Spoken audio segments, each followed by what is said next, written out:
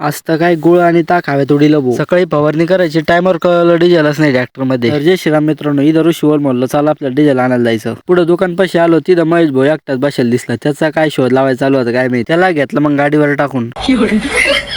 आता हे आम्ही कुठं आलो तुम्हाला कळलंच असन. पंपावर आलो रे, याला म्हणलं कर भाऊ 50 लिटरची कॅन मध्ये 1,500चं.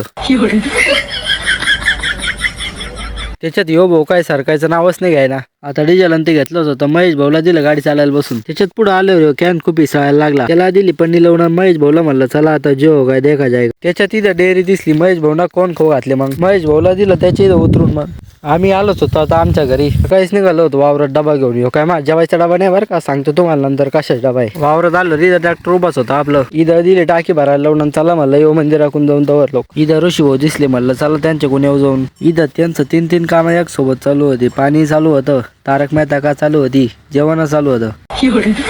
इथं आल्यावर बजरंग बलीचे दर्शन घेतले, निघालो मग वावरात आलो. टाकी भरलीच होती. इथं आता ताकाने गुळ काढून घ्यायचं काम चालूच होतं. ते कशासाठी, इथं कळी भरपूर निघली डाळिंबाला, पण त्याला सेट व्हायला मधमाशीच नाही. आता पप्पाना केलं तर गुळ आणि ताक हवे थोडंच काम चालू. म्हणलं चला आता आपण आपलं काम करून घेऊ. मी आता या टाकीतून नळ्या घेऊन या टाकीत काढून केलं, मग झाडाला थोडंच काम चालू. मी आता नळ्या बिळ्या नीट करतो, तोपर्यंत तुम्ही लाईक आणि फॉलो करा.